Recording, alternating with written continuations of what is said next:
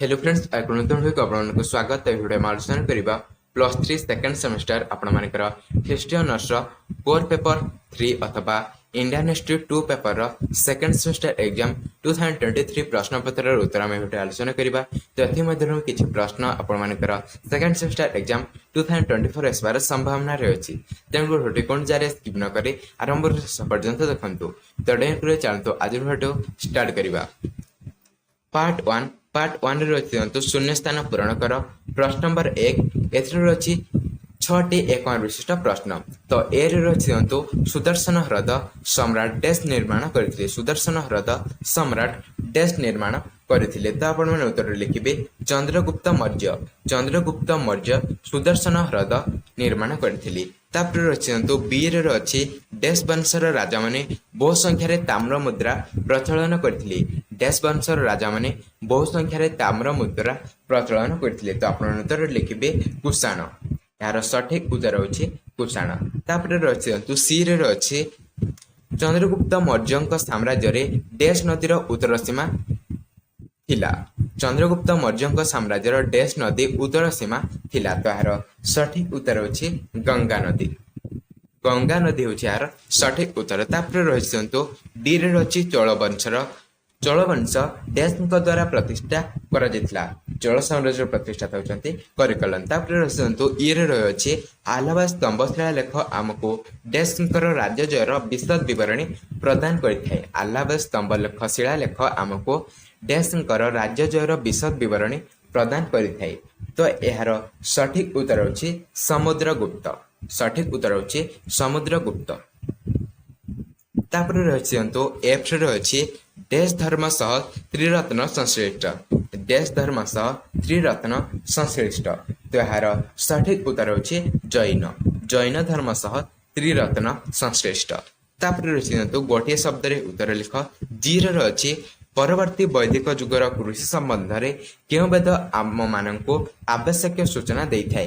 परवर्ती वैदिक जुगर कृषि संबंध में क्यों वेद आम मानक आवश्यक सूचना दे थाए। तो यार सठिक उत्तर होछि अथर्व वेद। अथर्व वेद।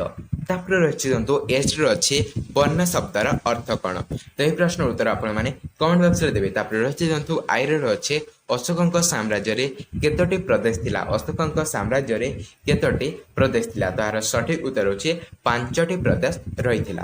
तापर जे रे अछि सातवाहन राजवंशर प्रथम शासक किए थिले। सातवाहन राजवंशर प्रथम शासक किए थिले। तार सठिक उत्तर होछि सिमुक। सिमुक थिले सातवाहन राजवंशर प्रथम शासक। तापर रही के रे अछि महाबलीपुरम गुंफा मंदिर क्यों राजवंशर शासक निर्माण करथिले। महाबलीपुरम गुंफा मंदिर क्यों राजवंशर शासक निर्माण करथिले। तो यार सठिक उत्तर होछि पल्लव। तापर रही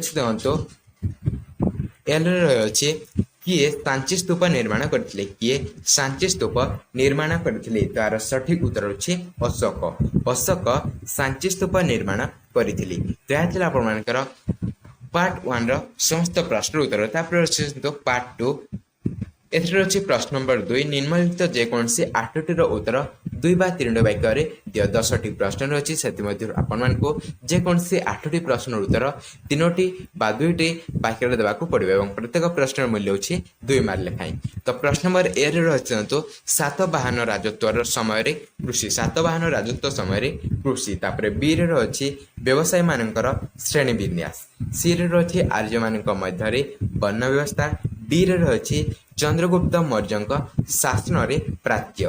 तापर ई रे रही क्यों शासक महाराजा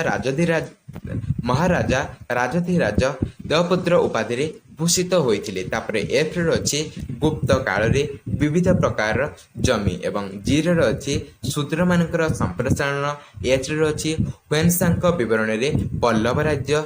आई रे रही त्रिपिटक एवं जे रे रही अजंता गुफा मानकर चित्रकलार विषय वस्तु। तो यह आपण मानकर पार्ट 2 समस्त प्रश्न। तापर रही पार्ट 3 ଏଥିରେ ଅଛି ପ୍ରଶ୍ନ ନମ୍ବର 3 ନିମ୍ନଲିଖିତ ଯେକୌଣସି 8ଟିର ଉତ୍ତର 75ଟି ଶବ୍ଦରେ ଦିଅ। ତ ଏଥିରେ ମଧ୍ୟ 10ଟି ପ୍ରଶ୍ନ ରହିଛି, ସେଥିମଧ୍ୟରୁ ଆପଣମାନଙ୍କୁ ଯେକୌଣସି 8ଟିର ଉତ୍ତର 75ଟି ଶବ୍ଦ ମଧ୍ୟରେ ଦେବାକୁ ପଡ଼ିବ ଏବଂ ପ୍ରତ୍ୟେକ ପ୍ରଶ୍ନର ମୂଲ୍ୟ ହେଉଛି 3 ମାର୍କ ଲେଖାଏଁ। ତ ପ୍ରଶ୍ନ ନମ୍ବର ଏରେ ରହିଛି ଦେଖନ୍ତୁ ମୌର୍ଯ୍ୟମାନଙ୍କ ଯୁଗରେ କୃଷି, ମୌର୍ଯ୍ୟମାନଙ୍କର ଶାସନ ସମୟରେ କୃଷି। ତାପରେ ରହିଛି ବିରେ ରହିଛି ହସ୍ତଶିଳ୍ପର ଉତ୍ପାଦନ, ସିରେ ରହିଛି ଅସ୍ପୃଶ୍ୟତା, ଡିରେ ରହିଛି ଚନ୍ଦ୍ରଗୁପ୍ତ ମୌର୍ଯ୍ୟଙ୍କ ବିଜୟମାନ, ଇରେ ରହିଛି ଗୌତମୀପୁତ୍ର ସାତକର୍ଣ୍ଣୀ ଏବଂ ଏଫରେ ରହିଛି ପ୍ରଥମ ରାଜେନ୍ଦ୍ର, ଜିରେ ରହିଛି ଗୁପ୍ତମାନଙ୍କ ଅଧୀନରେ ସ୍ତରୀଭୂତ ଜମି, ତାପରେ ରହିଛି ଏଚରେ ରହିଛି ହର୍ଷବର୍ଦ୍ଧନଙ୍କର କୃତିତ୍ୱ, ଆଇରେ ରହିଛି ପୁରୁଷାର୍ଥ ଏବଂ ଜେରେ ରହିଛି ମହାଯାନ ବୌଦ୍ଧ ଧର୍ମ। ତ ଏଗୁଡ଼ିକ ରହିଛି ଆପଣମାନଙ୍କର ପାର୍ଟ 3ର ସମସ୍ତ ପ୍ରଶ୍ନ। ତାପରେ ରଖନ୍ତୁ ପାର୍ଟ 4, ଏଥିରେ ରହିଛି ନିମ୍ନଲିଖିତ ସମସ୍ତ ପ୍ରଶ୍ନର ଉତ୍ତର 500ଟି ଶବ୍ଦ ମଧ୍ୟରେ ଦିଅ। ତ ପ୍ରତ୍ୟେକ ପ୍ରଶ୍ନର ଉତ୍ତର ଆପଣମାନଙ୍କୁ 500ଟି ଶବ୍ଦରେ ଦେବାକୁ ପଡ଼ିବ। ତ ପ୍ରଶ୍ନ ନମ୍ବର 4ରେ ରହିଛି ଦେଖନ୍ତୁ ପ୍ରାଚୀନ ଭାରତର ବାଣିଜ୍ୟ ଓ ବ୍ୟବସାୟର ଏକ ବିବରଣୀ ପ୍ରଦାନ କର। ପ୍ରାଚୀନ ଭାରତର ବାଣିଜ୍ୟ ଓ ବ୍ୟବସାୟର ଏକ ବିବରଣୀ ପ୍ରଦାନ କର, କିମ୍ବା ଆପଣମାନେ ପ୍ରାଚୀନ ଭାରତୀୟ ସମାଜରେ ନାରୀମାନଙ୍କର ସ୍ଥାନ ଉପରେ ଏକ ନିବନ୍ଧ ମଧ୍ୟ ଲେଖିପାରିବେ। ଏହି ଦୁଇଟିରୁ ଆପଣମାନଙ୍କୁ ଯେକୌଣସି ଗୋଟିଏର ଉତ୍ତର କରିବାକୁ ପଡ଼ିବ। ତାପରେ ରହିଛି ଦେଖନ୍ତୁ ପ୍ରଶ୍ନ ନମ୍ବର 5 ମୌର୍ଯ୍ୟ ଶାସନ ବ୍ୟବସ୍ଥା ଆଲୋଚନା କର। ମୌର୍ଯ୍ୟମାନଙ୍କର ଶାସନ ବ୍ୟବସ୍ଥା ଆଲୋଚନା କର, କିମ୍ବା ଭାରତର କୁଷାଣ ରାଜତ୍ୱର ଏକ ବିବରଣୀ ପ୍ରଦାନ କର। ଏଥିମଧ୍ୟରୁ ଏହି ଦୁଇଟି ମଧ୍ୟରୁ ଆପଣମାନଙ୍କୁ ଯେକୌଣସି ଗୋଟିଏର ଉତ୍ତର ଦେବାକୁ ପଡ଼ିବ। ତାପରେ ରହିଛି ଦେଖନ୍ତୁ ପ୍ରଶ୍ନ ନମ୍ବର 6 ଗୁପ୍ତ ରାଜତ୍ୱ ସମୟରେ ପରିବର୍ତ୍ତିତ ବିବାହ ବ୍ୟବସ୍ଥାର ସମୀକ୍ଷା କର, କିମ୍ବା ସମୁଦ୍ରଗୁପ୍ତଙ୍କର ରାଜ୍ୟ ଜୟର ଏକ ବିବରଣୀ ପ୍ରଦାନ କର। ତାପରେ ରହିଛି ଦେଖନ୍ତୁ ପ୍ରଶ୍ନ ନମ୍ବର 7 ଜୈନ ଧର୍ମର ମୁଖ୍ୟ ନୀତିମାନ ଆଲୋଚନା କର। ଜୈନ ଧର୍ମର ମୁଖ୍ୟ ନୀତିମାନ ଆଲୋଚନା କର, କିମ୍ବା ମୌର୍ଯ୍ୟ କଳା ସ୍ଥାପତ୍ୟର ବିକାଶ ଆଲୋଚନା କର। ମୌର୍ଯ୍ୟ ଯୁଗରେ କଳା ଏବଂ ସ୍ଥାପତ୍ୟ କ୍ଷେତ୍ରରେ ଘଟିଥିବା ବିକାଶ ଲାଭ କ୍ଷେତ୍ରରେ ଆଲୋଚନା କର। ଏଥିମଧ୍ୟରୁ ଆପଣମାନଙ୍କୁ ଯେକୌଣସି ଗୋଟିଏର ଉତ୍ତର ଦେବାକୁ ପଡ଼ିବ। ତ ଏହା ଥିଲା ଆପଣମାନଙ୍କର ପାର୍ଟ 4ରେ ରହିଥିବା ସମସ୍ତ ଲଙ୍ଗ କ୍ୱେଶ୍ଚିନ୍। ଏହି ପ୍ରଶ୍ନଗୁଡ଼ିକ ଆପଣମାନଙ୍କର ସେକେଣ୍ଡ ସେମିଷ୍ଟାର ଏକ୍ଜାମ 2023ରେ ଆସିଥିଲା। ତ ଏଥିମଧ୍ୟରୁ ହିଁ କିଛି ପ୍ରଶ୍ନ ଏ ବର୍ଷର ସେକେଣ୍ଡ ସେମିଷ୍ଟାର ଏକ୍ଜାମ 2024ରେ ମଧ୍ୟ ଆସିବାର ସମ୍ଭାବନା ରହିଅଛି। ତ ଭିଡ଼ିଓ ଭଲ ଲାଗିଲେ ଭିଡ଼ିଓ ଲାଇକ୍ ଦେବେ ଏବଂ ସାଙ୍ଗସାଥିମାନଙ୍କୁ ଅଧିକରୁ ଅଧିକ ମାତ୍ରାରେ ସେୟାର କରିବେ।